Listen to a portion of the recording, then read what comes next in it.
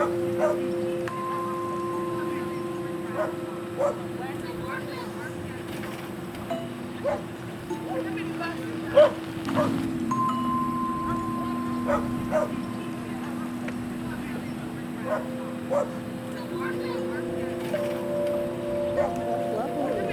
playing a tune.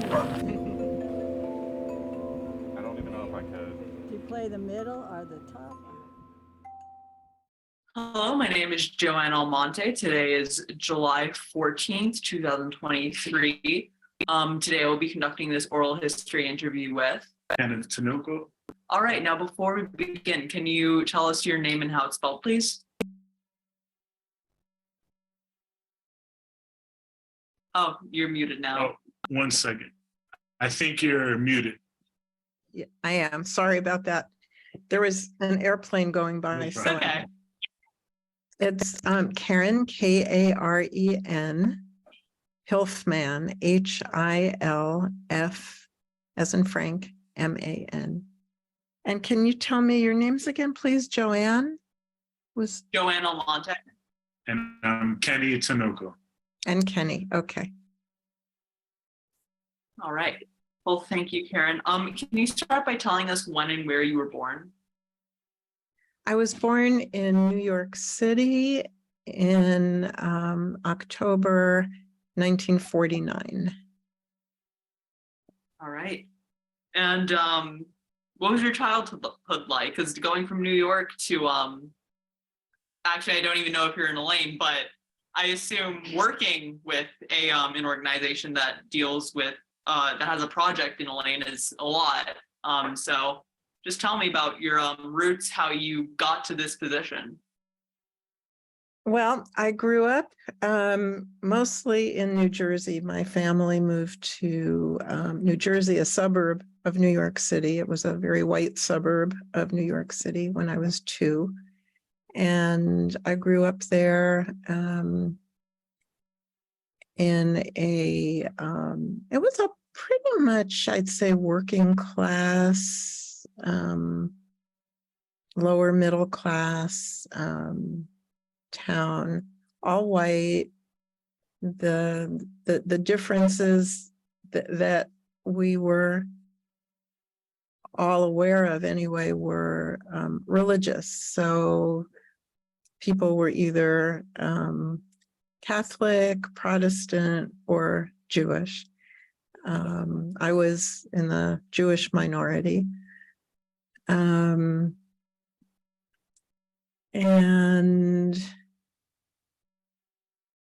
even though I grew up there, we were in New York City a lot because of the rest of my family, grandparents, aunts, uncles, cousins. So I was exposed to what a city is like, with all different kinds of races and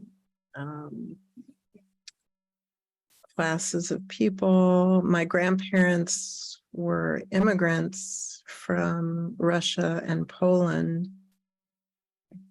and kind of grew up in the shadow of immigrant family.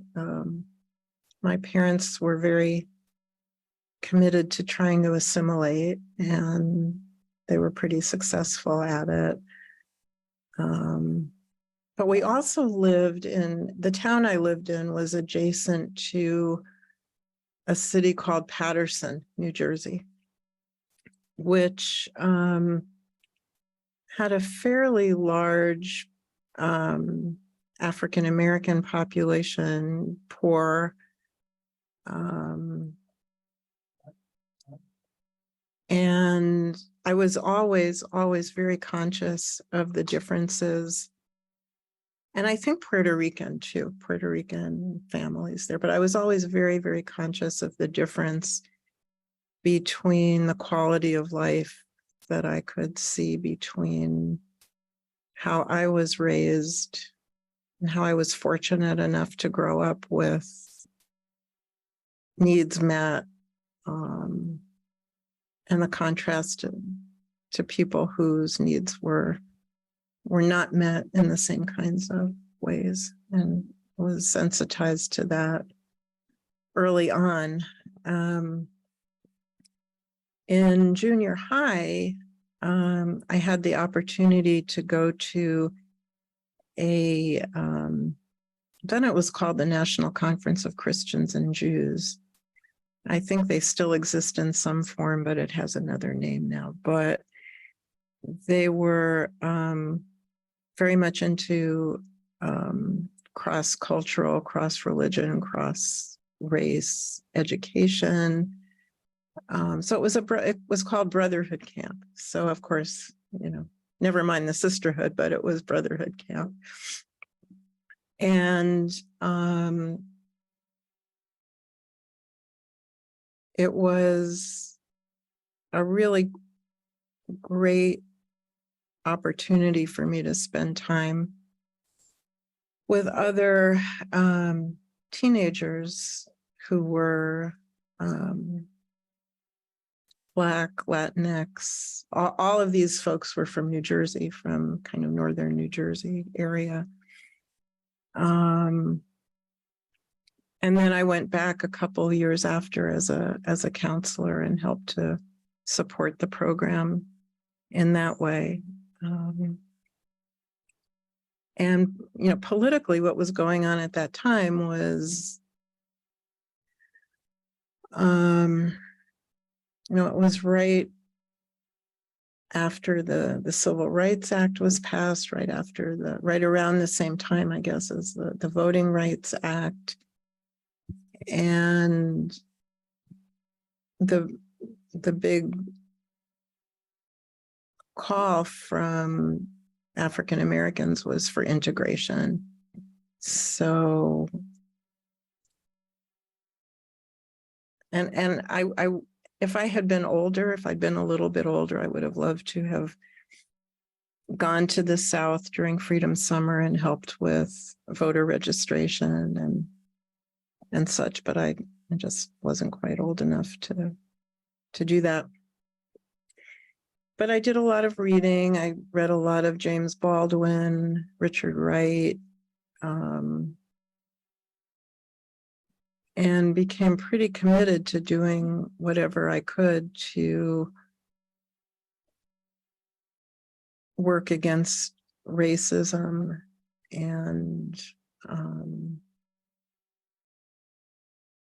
racial justice and social and economic justice in addition. So I ended up going to college in California. I needed to leave home really badly, and went to college in California, went to graduate school in New Orleans, and then went back to California and did do some grassroots political organizing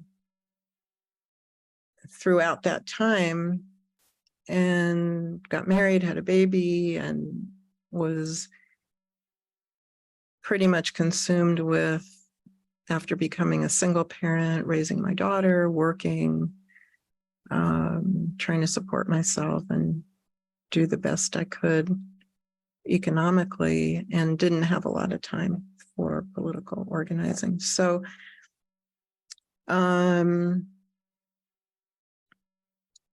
time went on, my daughter grew up, went to college, I had more time,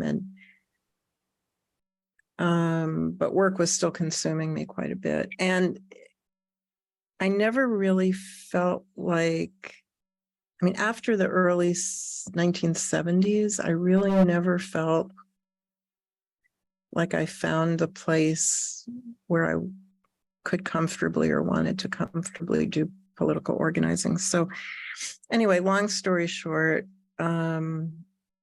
after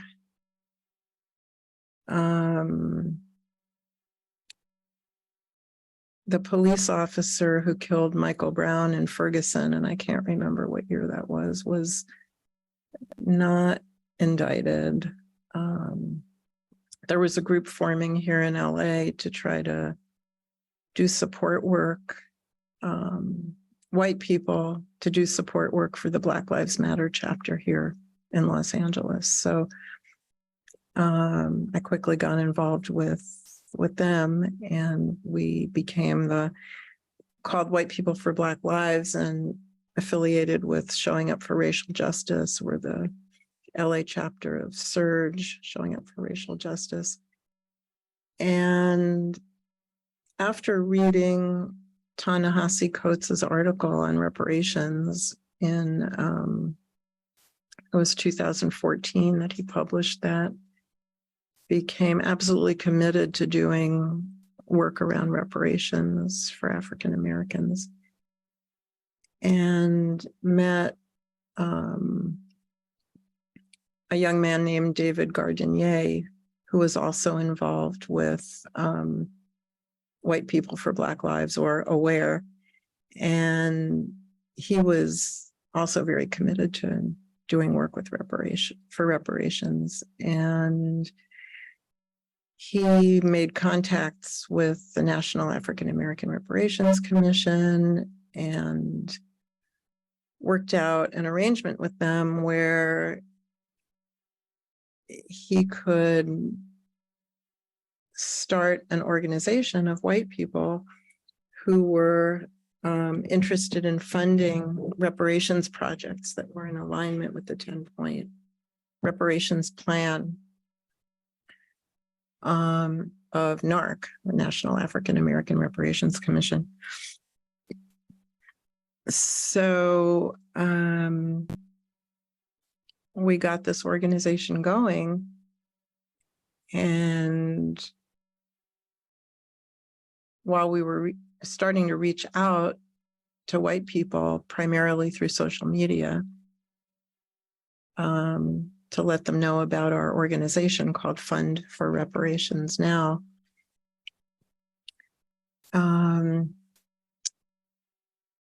NARC became aware of the Elaine Legacy Center and said to us, you folks might want to consider this as a project.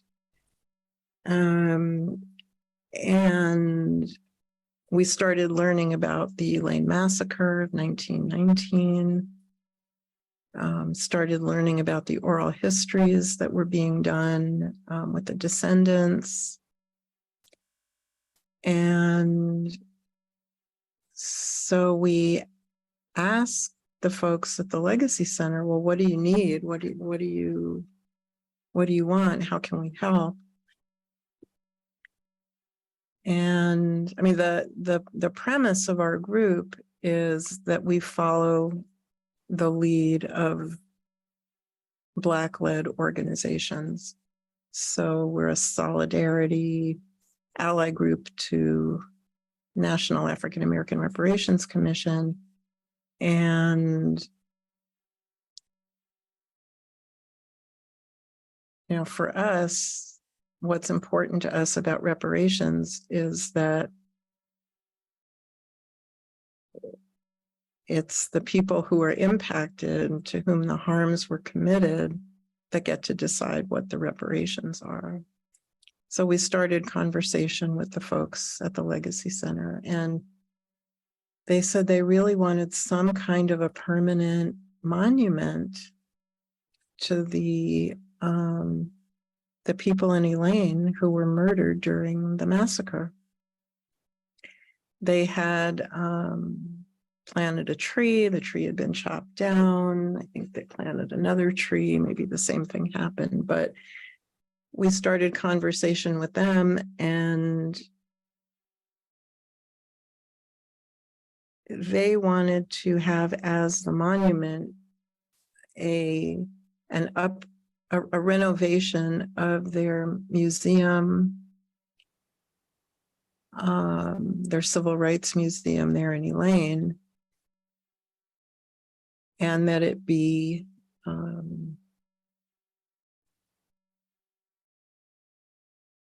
a museum that was focused on the massacre. So we started raising money, and promised them $150,000. They wanted $300,000. We said, well, we're brand new. We don't have any money yet. So we'll commit to raising $150,000. And started doing this at the beginning of 2020. And sent, I think by the fall, we sent, maybe it was the summer, I can't remember, the first $50,000 check. And then we sent another $50,000 check. And then by June of 2021, I think it was, we sent the last $50,000. And we had raised so much money by that time that we decided, well, now we're in a position to give them another $150,000 to complete the 300 that they originally asked for. So we did. And the renovation is in process. But that's kind of how I got to Elaine from New Jersey. And I was able to actually make a trip physically to Elaine last September for a symposium that they were holding. And it was great. It was just really a wonderful opportunity to be there and meet people.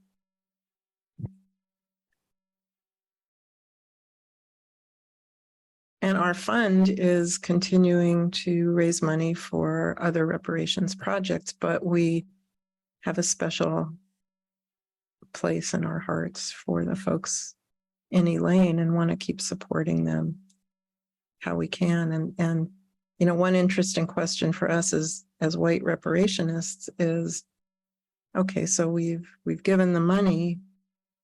How else can we help? What else can we do?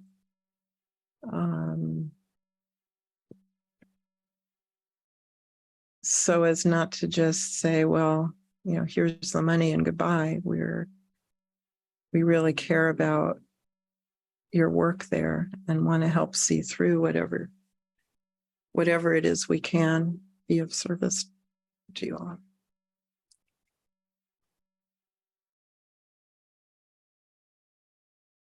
And going back a little bit to your childhood, do you remember any moments or any experiences that led you to want to do this type of work? You know, I think it was seeing the stark difference between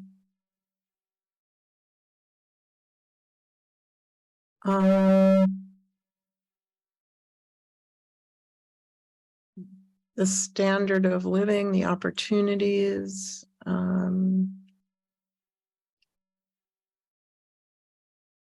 that my family had, versus the folks that, you know, I was seeing and then eventually getting to know and hearing the stories, you know, as a teenager from Black folks that I'd been meeting and hearing about the, you know, the firsthand kind of discrimination that they experienced. And, you know, the only other thing I can, you know, think of is that, you know, the whole story in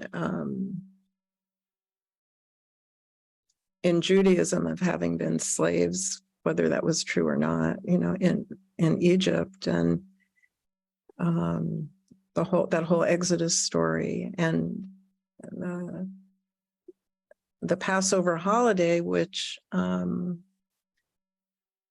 know, my family celebrated every year, and part of that story is, you know, we were all once slaves.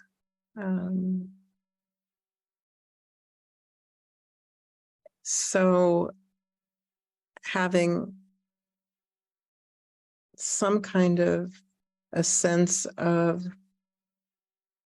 a historical commonality anyway with people whose ancestors had been enslaved in this country.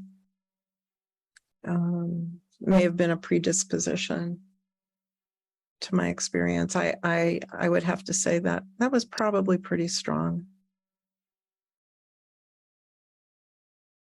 And do you remember when you first like became aware of those differences that you talked about? Like maybe being able to talk to some family member or friends and telling them about what you saw or experienced or how you felt? I don't recollect talking about it. It felt very private to me. I mean, there was no real opportunity in my day-to-day world of experience to be able to share that with other people. May have talked a little bit to my parents about it, asked them questions. They were just always very supportive and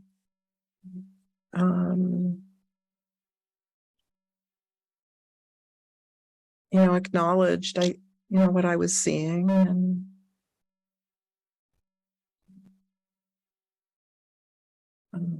they weren't very politically active, my parents, but they were very sensitive to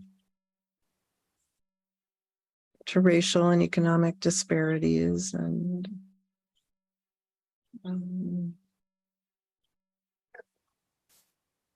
so it was a pretty progressive household that I grew up in, pretty liberal, progressive household.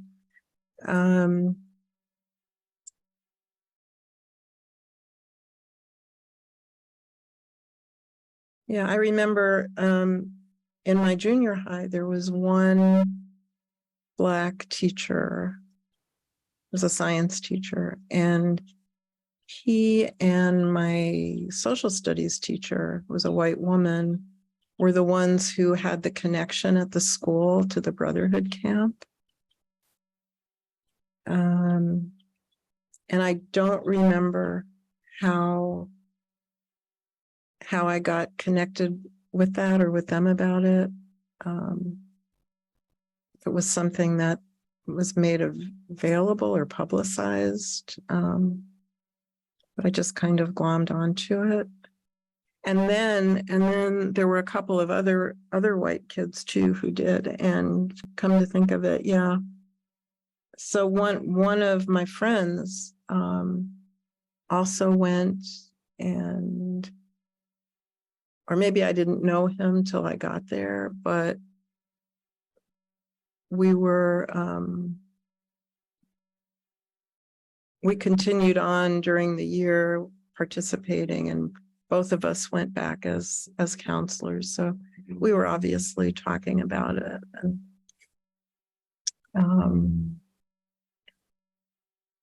but I don't recall anything beyond that.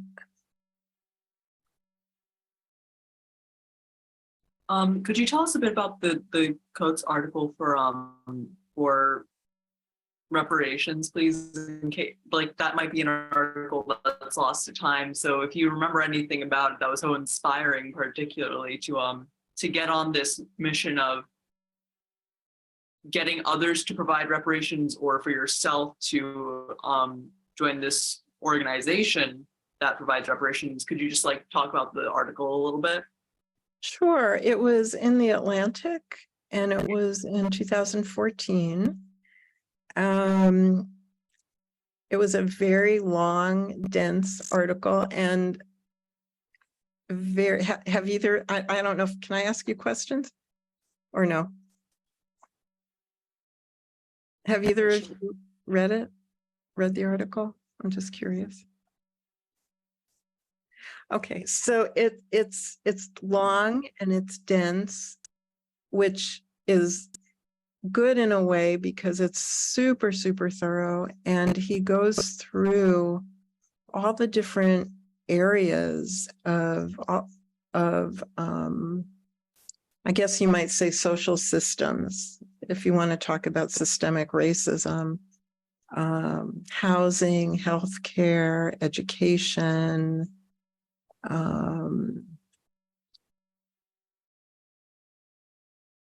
I said housing, wealth accumulation, and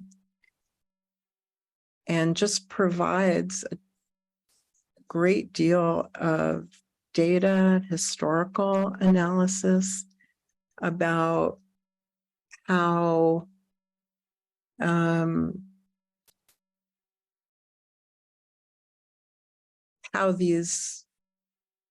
the injustices, the disparities that we see today were rooted in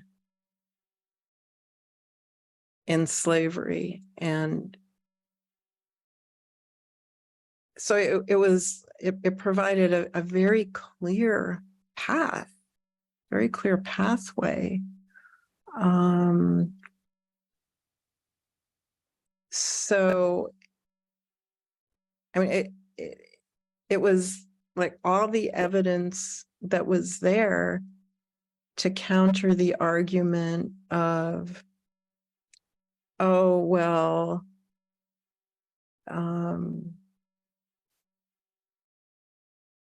if people wanted to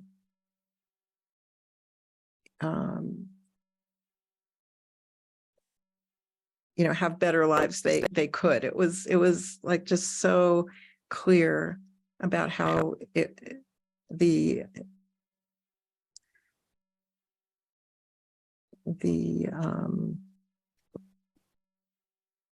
inequities were like built into the system and reinforced. And it's I can't think of the word, but it's just a really key, important piece of journalism, I think, for the reparations movement. And it was after that slowly reparations became more talked about in the media and among people, and more mainstream, I guess I should say, because reparations have been talked about in the African American community ever since. But it became more mainstream. Seminal, that's the word I was looking for, just really a seminal article in the reparations movement. Yeah, and I spoke with another member of the Fund Reparations Now, but I was wondering if you could tell me what the 10-point reparations plan, what that looks like, if you're able to share that. Oh, sure. Can I go grab something? And then I can, because I can't remember all 10 points off the top of my head, but I'll be right back.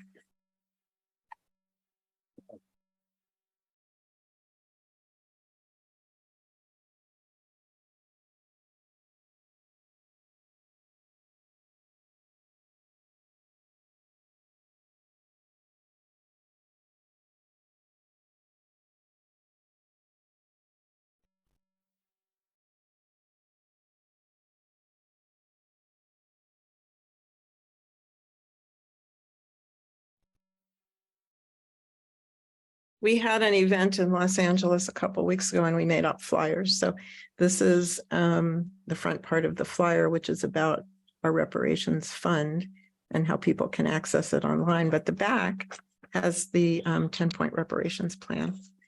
So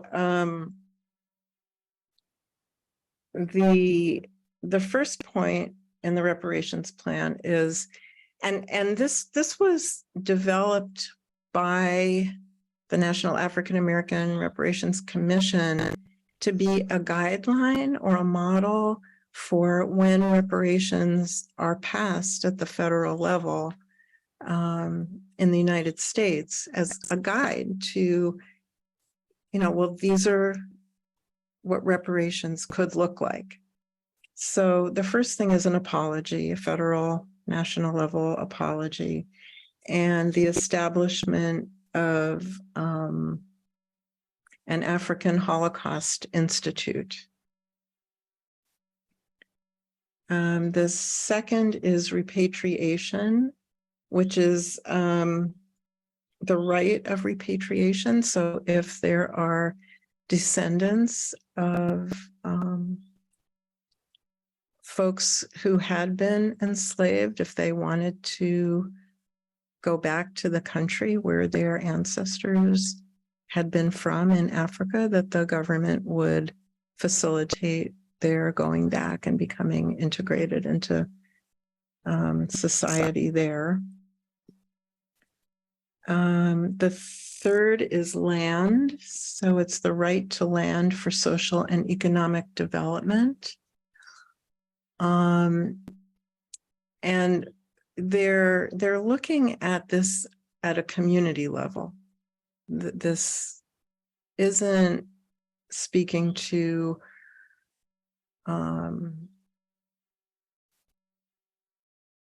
specific grants to individuals for homes, but it's more land as a basic right for the African American community to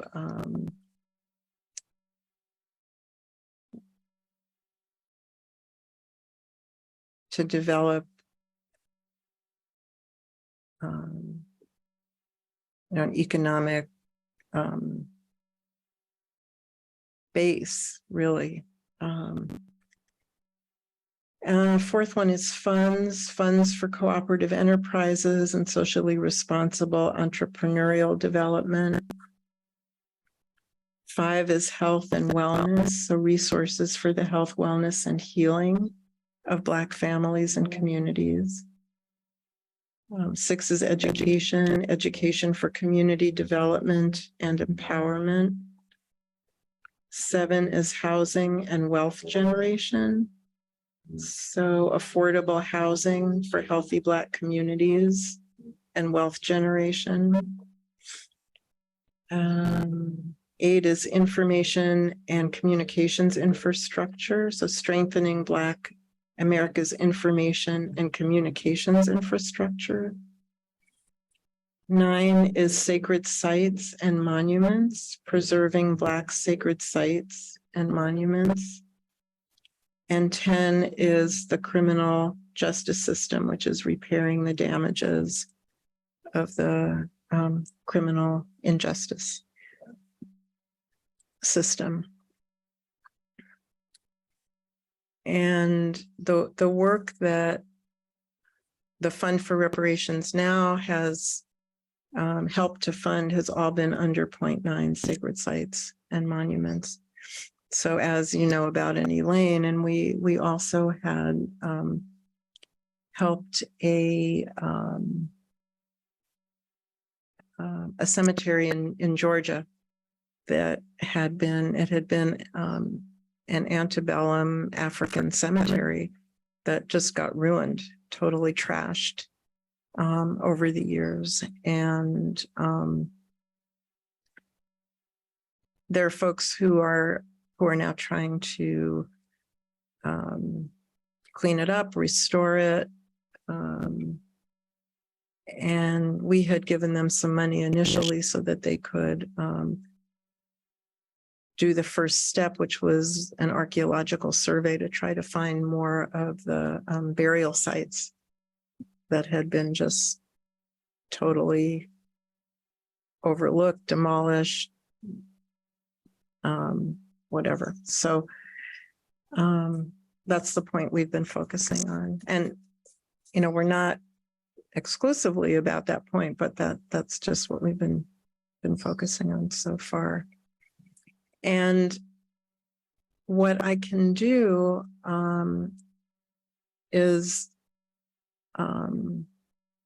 I can either send you or somehow let you know how to get to the website of the National African American Reparations Commission, because on their website, they go into a lot more detail about the 10-point plan. So what I read to you was just kind of a very surface title for the 10 points, but it talks more in depth about what these are.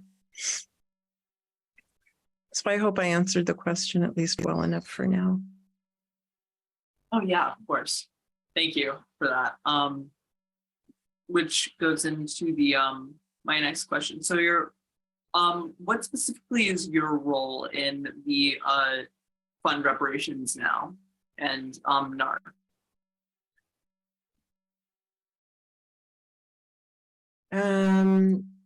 So my personal role in the fund for reparations now?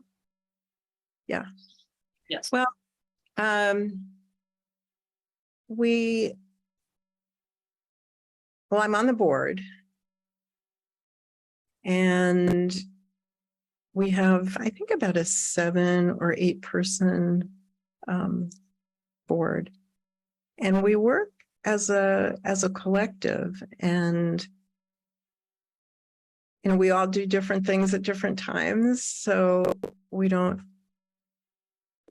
have necessarily given roles like titles or areas of responsibility, although it's kind of fallen to what people's interests are. So I mean, you asked about me, but I do the newsletter. It's a lot easier for me to talk about other people, but and there's a couple of people who do social media. So I'm not really a social media person. So, but I do like to write. I like to write a lot. So we've put out, I think, 3 newsletters so far. So I do the newsletter. And right now we're looking at ways to expand opportunities for people to give money. So the way folks can give right now is by going on our website and making a contribution through, I guess it goes to NARC through PayPal, but we're starting to look at, well, can people leave money in their wills? Can they donate cars and have the money go to us? Can they transfer stocks and securities? So, I'm working with a couple of folks on looking into ways to do that.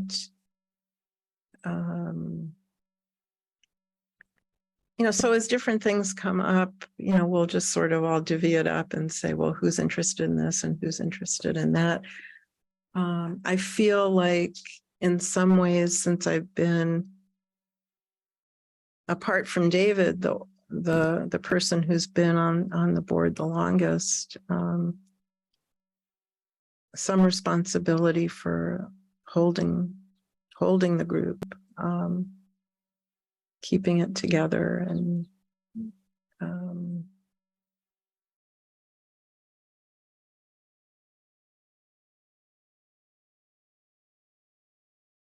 yeah. And I keep trying to do less because I'm getting older and more tired, and I don't have as much energy as I used to. But it's too important to not really give it as much as I can. And with NARC, one of the roles that David and I both share this role. The two of us are the liaisons with NARC. So usually if there's communication back and forth, it'll come. If we need to communicate with NARC, it'll come from one of us or both of us. One of the other things, I guess I'll say this too. One of the projects that we had not given any money to, but had gotten very involved in supporting in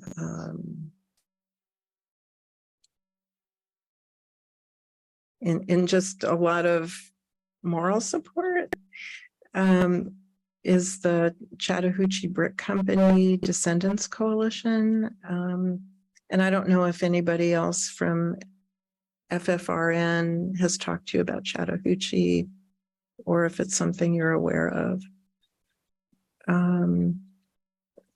No, you could also- I'm sorry? Oh, I said sorry. Could you tell us about that? Like, Yeah, I know it's not related to Elaine. Just Yeah. get a better understanding of the. sure.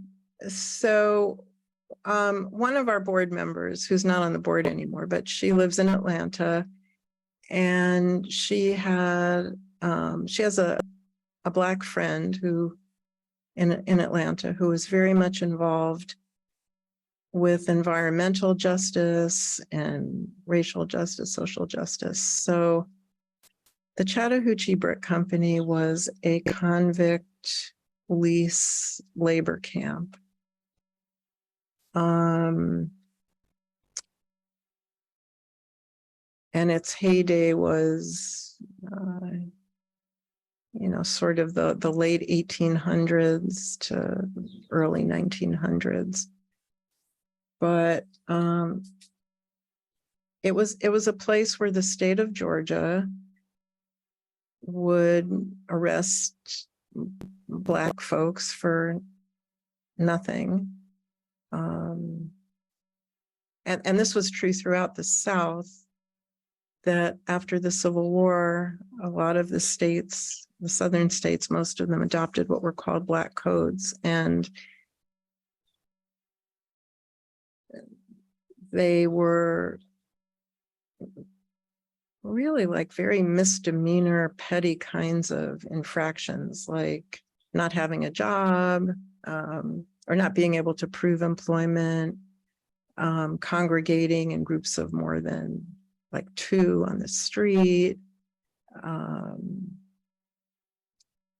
things like that. So the reality was that the people who that applied to tended to be formerly enslaved people, so they would get arrested.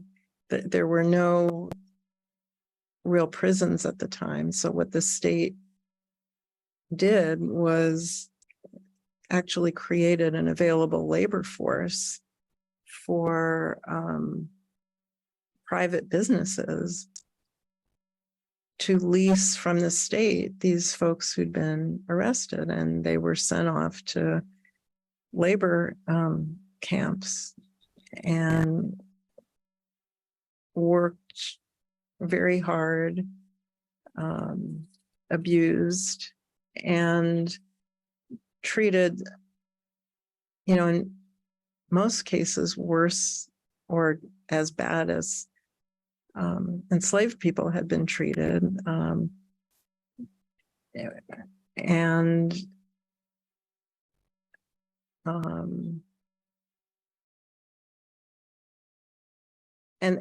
there were lots of huge companies like U.S. Steel had mines in the South, and so convicts were sent to work in the mines.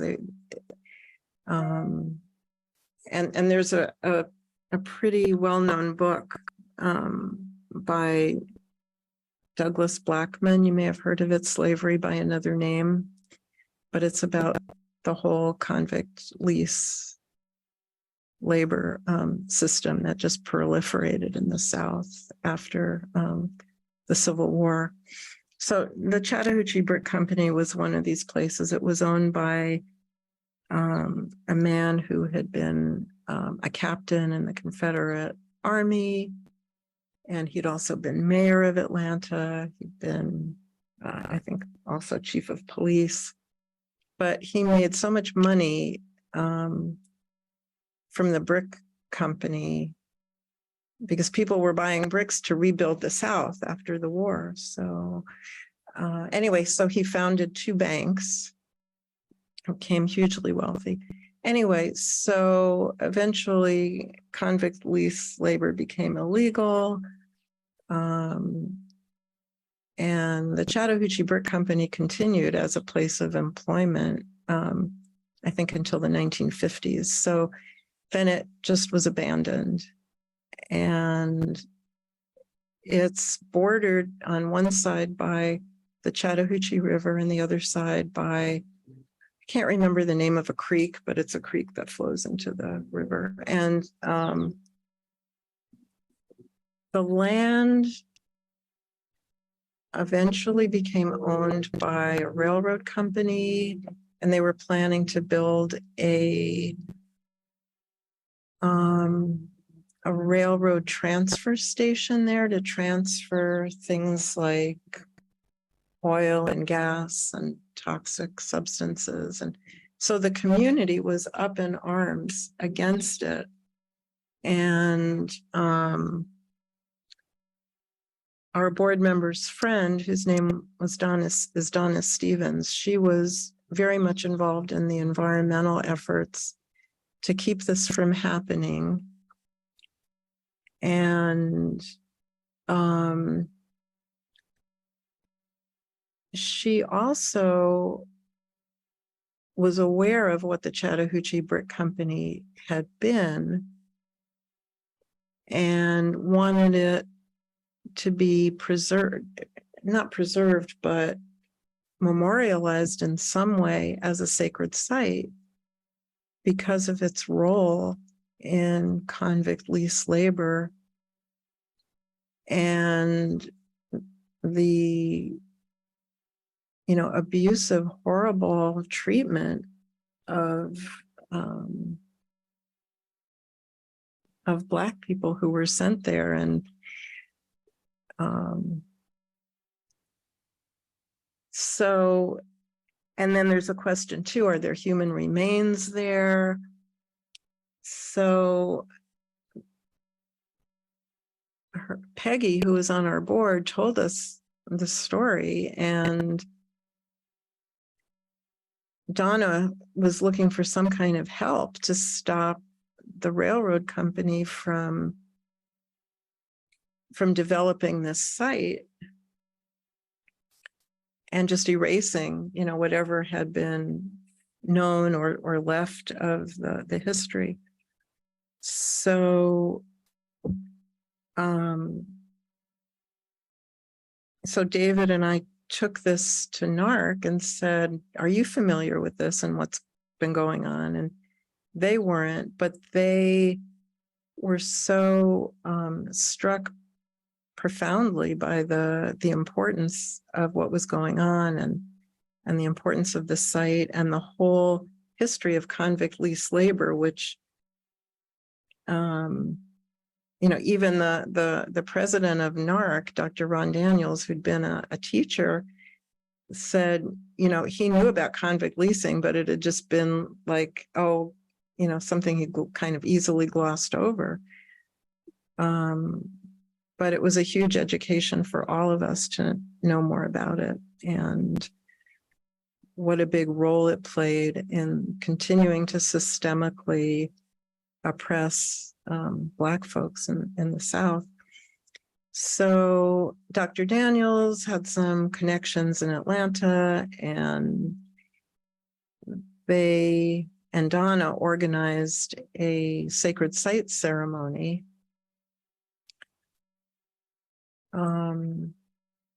around the site and got some publicity about it.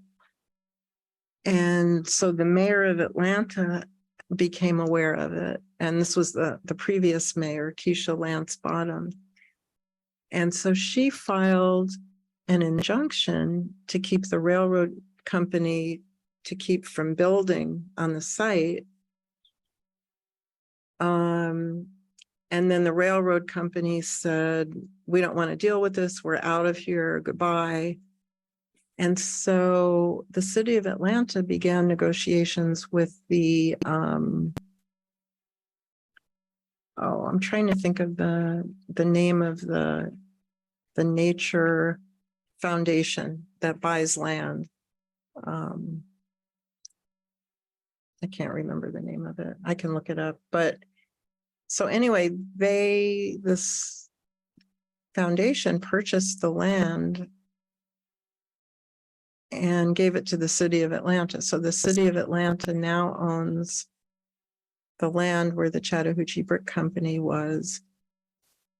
And they're starting to look at how to preserve it, how to develop it, how to clean it up, how to make it into a sacred site, as well as an environmentally protected environment. And just a couple of months ago, the Environmental Protection Agency gave Atlanta a lot of money to develop that project.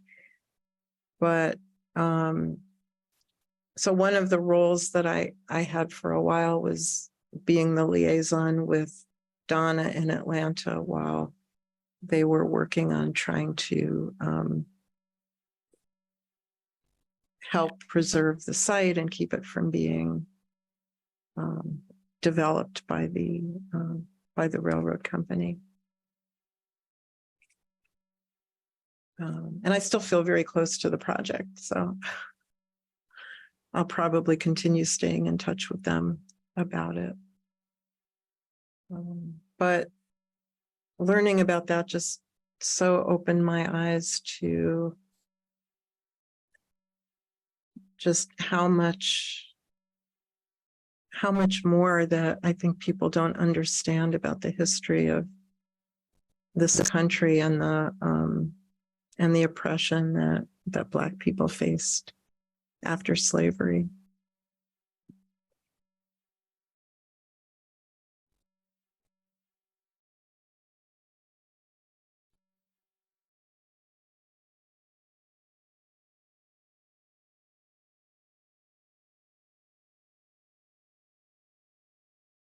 All right, sorry, I'm just looking through my notes to look for a question. Sure.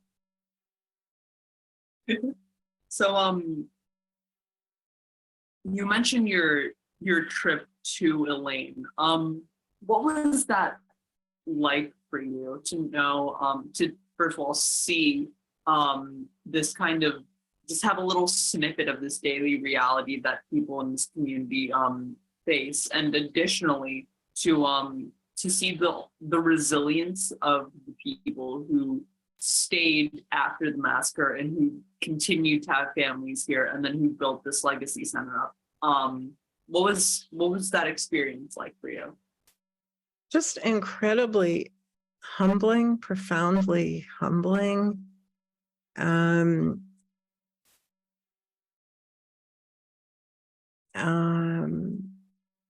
Because you know that the powers that be want them gone. But they're not going, and they've stayed, they're staying, and they're fighting against tremendous odds.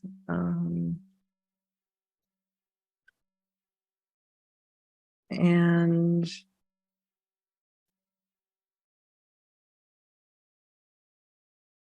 I guess just incredibly humbling and inspiring, just really, really inspiring.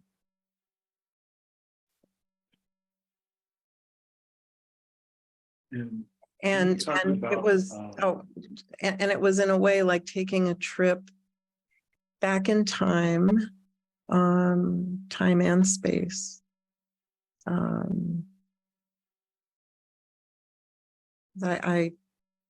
When I lived in New Orleans for a couple of years, that was a city, so I've never really been in the rural South. And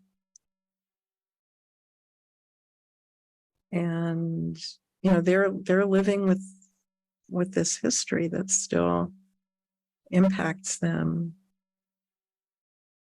every minute of every day. So yeah, it was profound.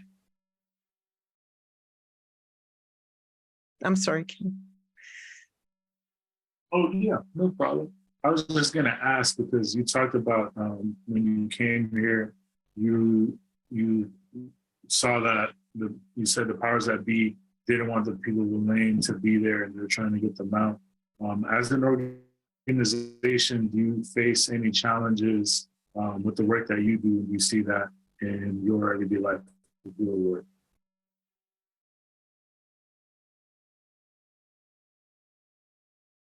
Are you asking if how that does that impact the reparations fund? Yeah, does it Explain a little bit impact more. your work, or if not, do you have any other challenges in your work with the reparations fund that you deal with on a day-to-day basis? So yeah, I mean, we get emails all the time about you know, racist folks.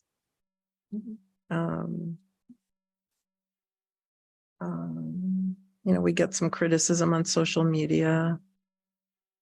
You know, how do we engage with that, or do we engage with it? I mean, the biggest challenge, I think, is how to, and this is our one of, you know, our mission is, you know, reaching out to white people so that to help educate them about why reparations is important.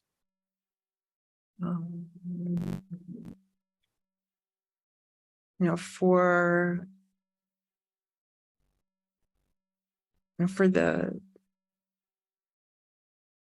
the people who have been harmed by the system.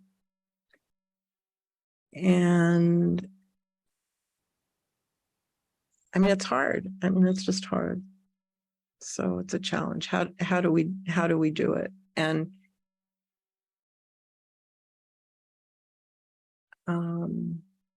so we struggle with that. We struggle with that.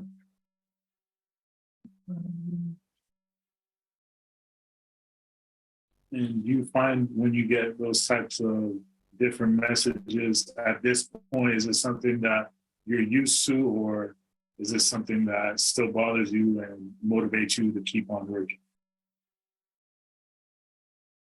Well, it motivates us to keep on working. I mean, we know it's there, and we just, you know, have to keep going on. It's certainly not going to stop us. It's not going to stop us at all.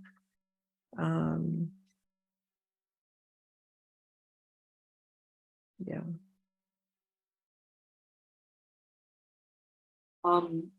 We brought this word up several times, both in answering and asking questions, but and it's a very simple one, but what are reparations? What does it because it's not just money.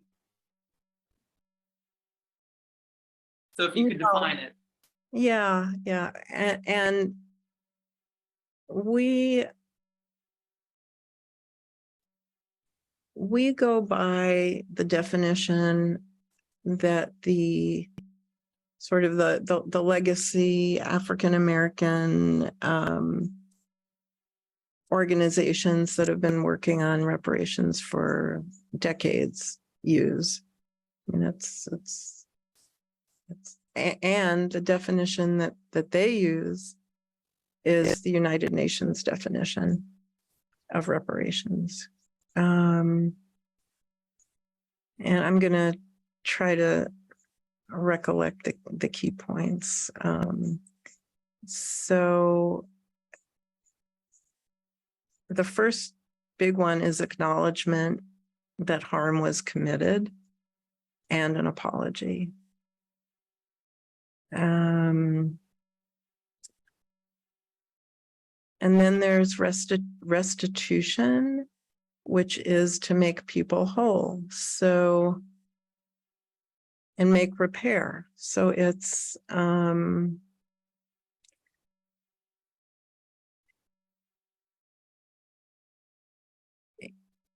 it can be compensation. It can be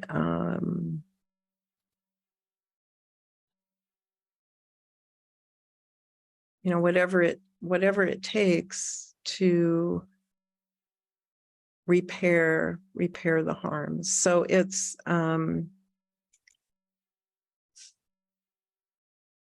things, it includes mental health, physical health, so that satisfaction, the words that one of them is satisfaction, has to be achieved. You know, the people who were harmed need to be satisfied. And then I think I've lumped a couple of them all together in that. And then the last one, which is really significant, is non-repetition of the harms. So that, to us, really involves huge social change, revolutionary social change, because I mean, you can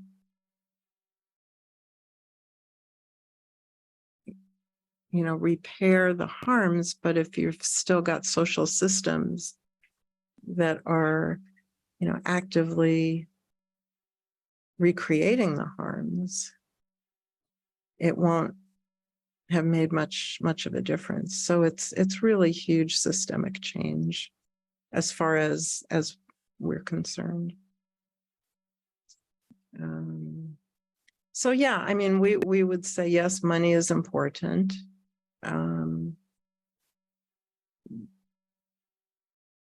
But it's the social change that has to happen to root out and dismantle, white supremacy.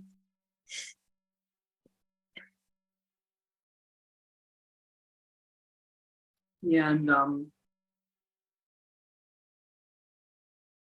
so as a person who is working for fund reparations now, and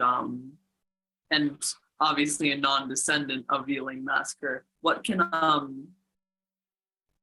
it that white people and non-descendants can do for Black people and descendants of massacres? Like whether they be involved with FFRN or not.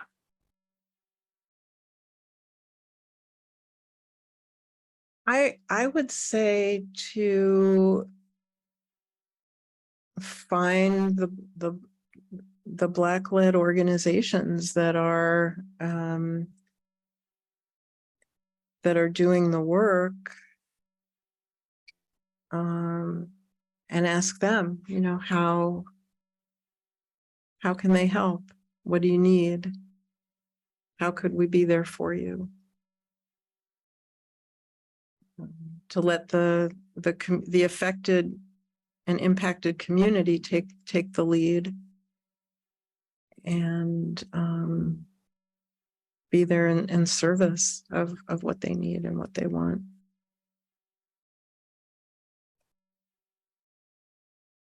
And you also mentioned that your organization looks to Black-led organizations to see what they need and help in that way.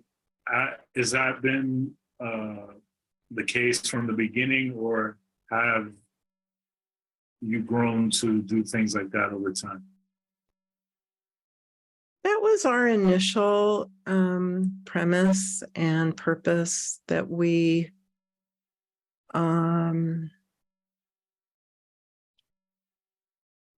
had, David and I had a model in LA, and we kind of based it on that model. So our model was how White People for Black Lives is an ally and support organization for the LA chapter of Black Lives Matter.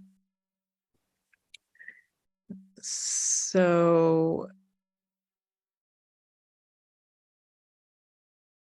that was how we approached, or how David approached NARC, and said we want to, we want to be there to support, raise money, and advocate in whatever ways, advocate for HR 40, in whatever ways, are helpful. Just let us know. So yeah, it was there from the beginning. It was our intention to do it that way.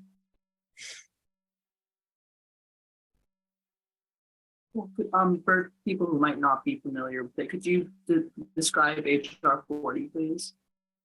Sure. HR 40 was legislation introduced. It stands for House, HR House something.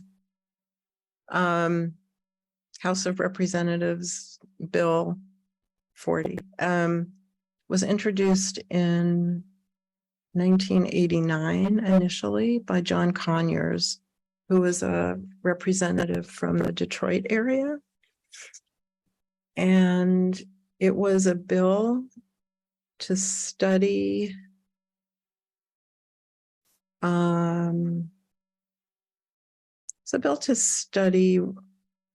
reparations for African Americans.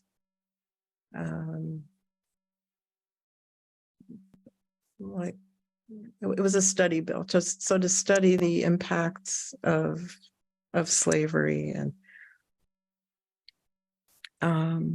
what might be involved in, or would there be a need for kind of thing. And it never went anywhere in the House. It never made it into or out of any committee until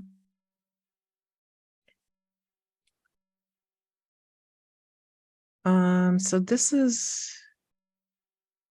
the 118th congressional session. The one before it was the 117th. So maybe it was in the 116th session, which would have been like maybe 6 years ago at this point, something like that, 5 years ago. It got to a committee, and they had some hearings on it. Ta-Nehisi Coates testified, some other people testified, but I don't think it never went anywhere after that. So in the next Congress, so John Conyers retired, and there's a representative named Sheila Jackson Lee, who's from Texas. And she took over championing the bill. So she reintroduced it, and the bill changed. I think the bill changed to include not just a study, but also recommendations, so that a commission should be formed, not just to study reparations, but to make recommendations for reparations to the legislature. And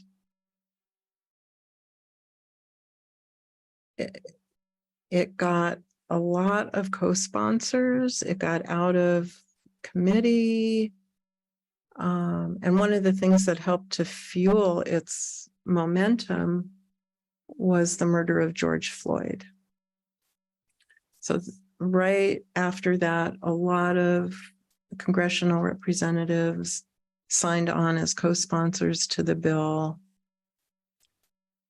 And it made it out of committee and was ready to be voted on by the full House of Representatives.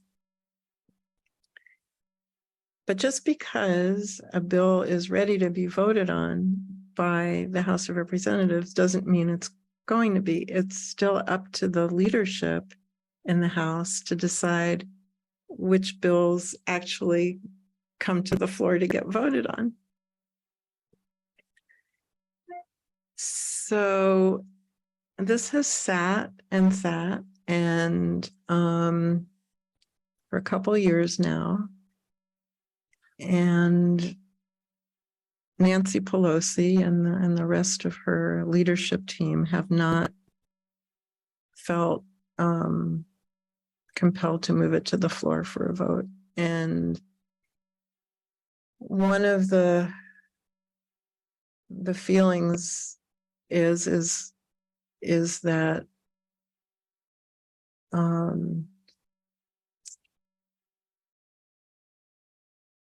they just don't want to offend white voters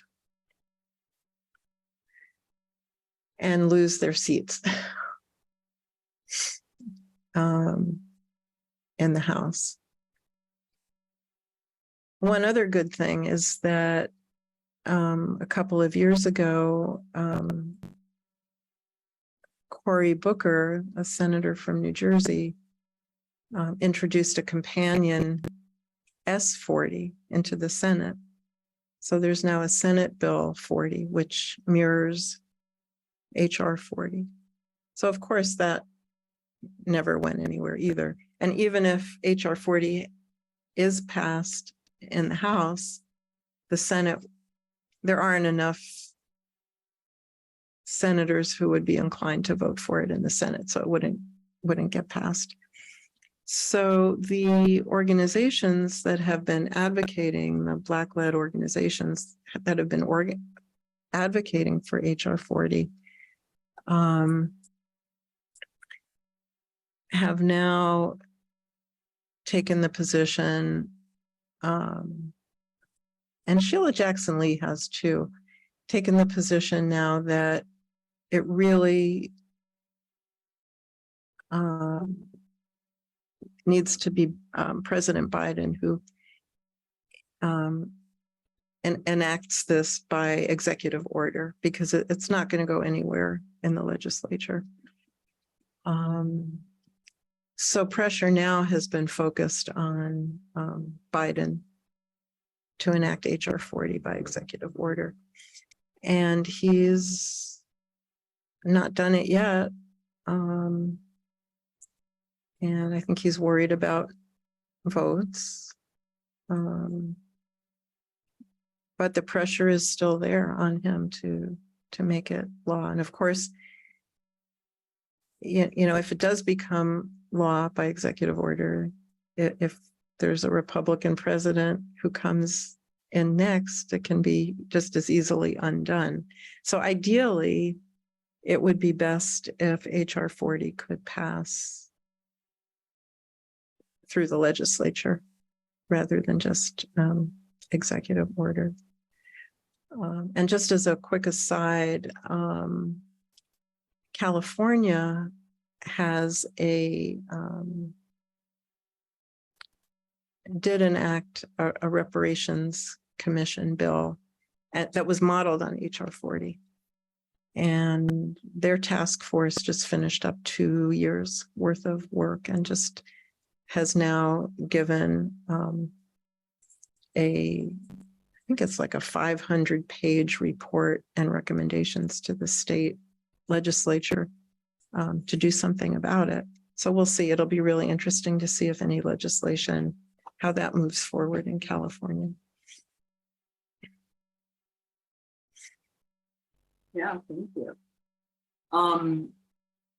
During this oral history interview, you've spoken a lot about your initial inspirations for why you dedicated yourself to this work. Could you talk about what continues to motivate you currently in working on this on these projects?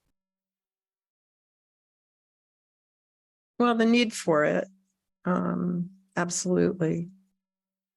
And,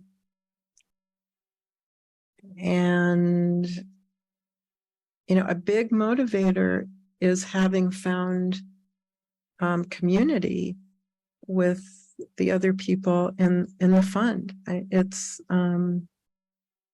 just really nurturing to have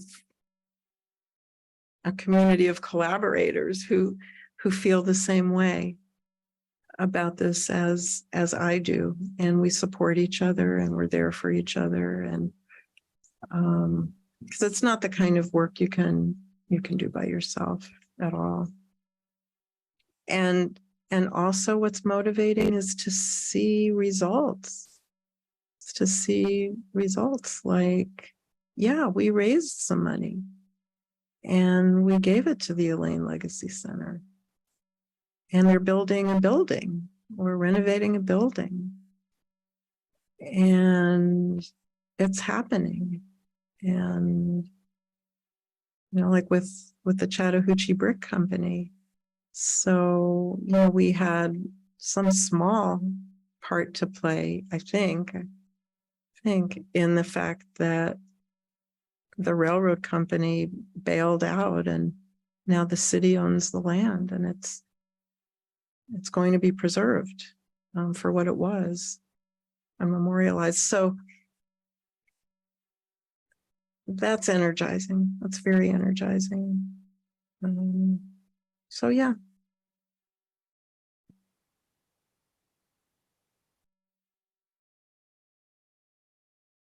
All right.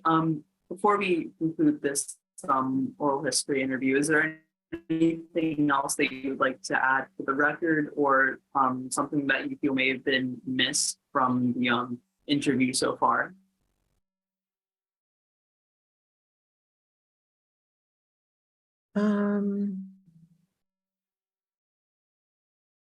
I don't think so. I'll probably think of some things later. That's okay. This happens. I think you've been very thorough and very deep in what you've asked. Yeah. Well, thank you. None of this would have been asked without people to have the answers to share it. So in that case, on behalf of the Samuel Proctor Oral History Program, thank you so much for sitting down and sharing your oral history with everybody. It's very appreciated. Well, you're very welcome. You're really very welcome. I mean, one thing that I do want to mention, if it's still okay, and it's been, I think, implicit, but I don't think I've explicitly said it, that one thing that motivates me is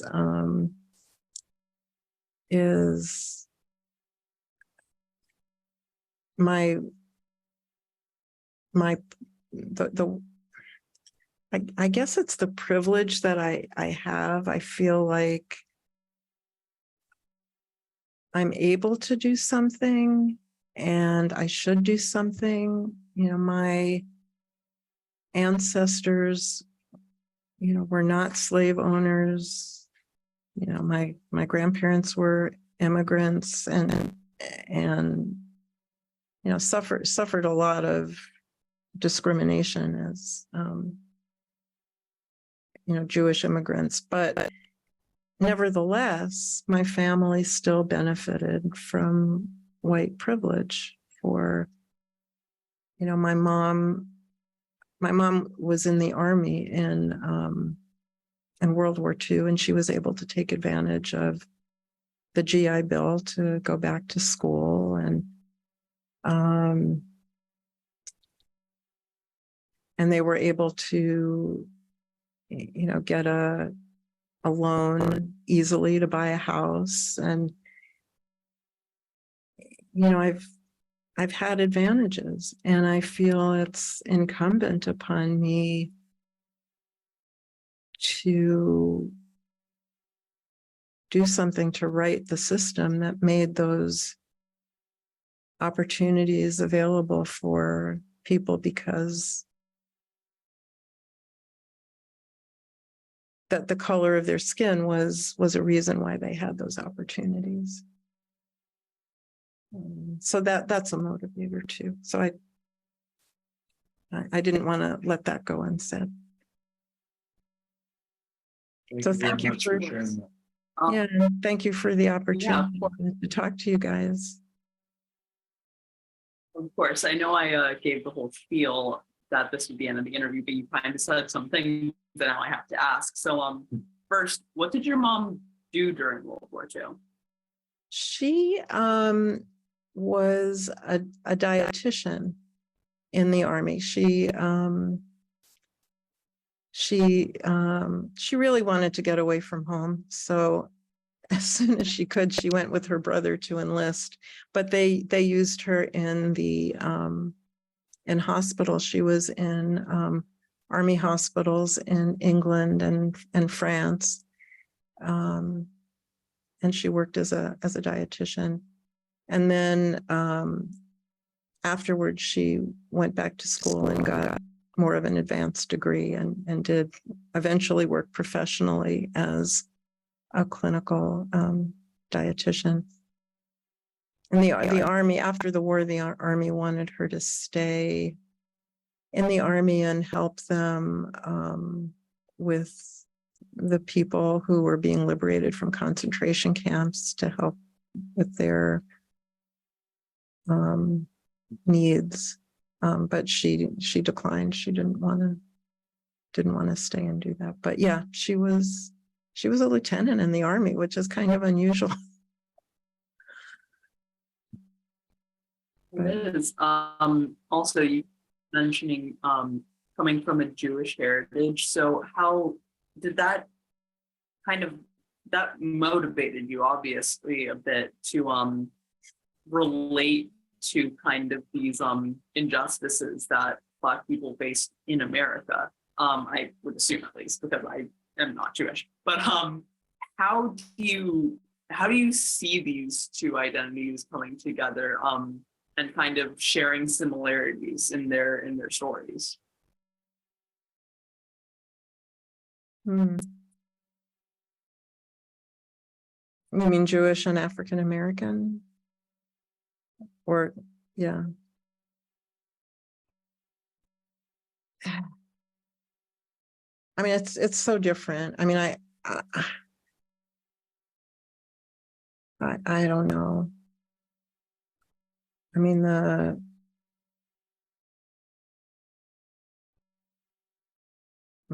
trajectories are really different.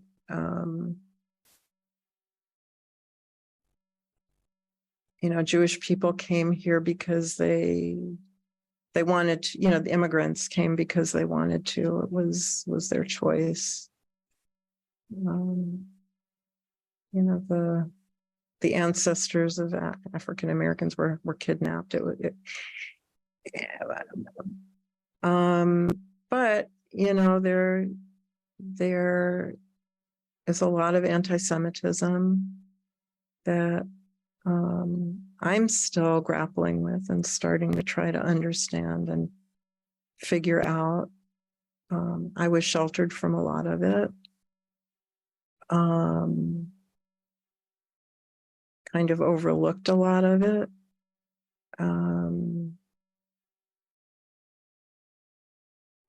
I don't know, I sort of feel like,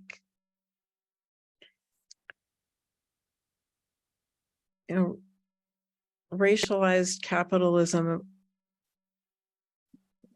just oppresses a whole lot of people in a lot of ways, and that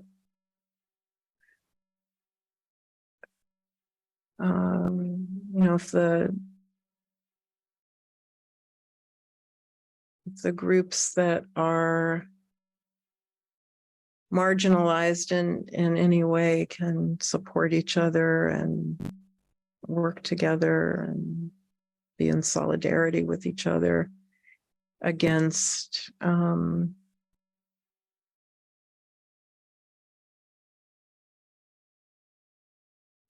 white supremacy and capitalism, it's probably the best hope. And I'm optimistic because I see what had previously maybe, you know, in the latter part of the 1900s, you know, being more about identity politics. That seems like identity politics is giving way to more of,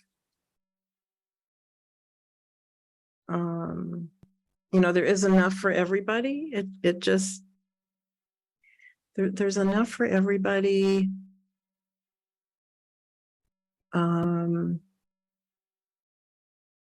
But it's the system that's doing everybody harm and pitting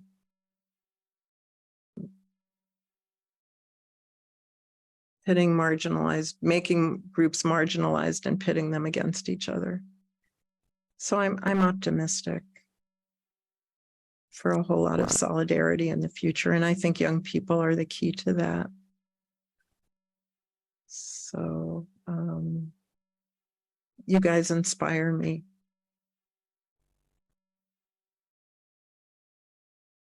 I don't know if that answered your question. Thank you. That means a lot. No, it definitely did. No, thank you very much. All right. In that case, on behalf of the Samuel Proctor Oral History Program, this concludes our oral history interview, and thank you so much again, because I said that the interview is over and then I continue to ask questions. So thank you so much for staying around a little bit longer. Well, thank you. And I just wish you and the project all the best. Thank you for doing the work you're doing. You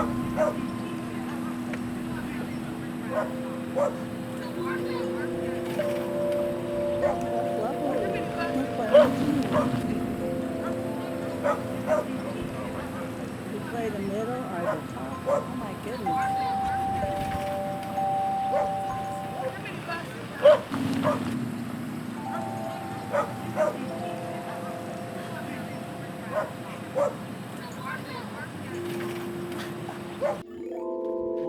That was nice.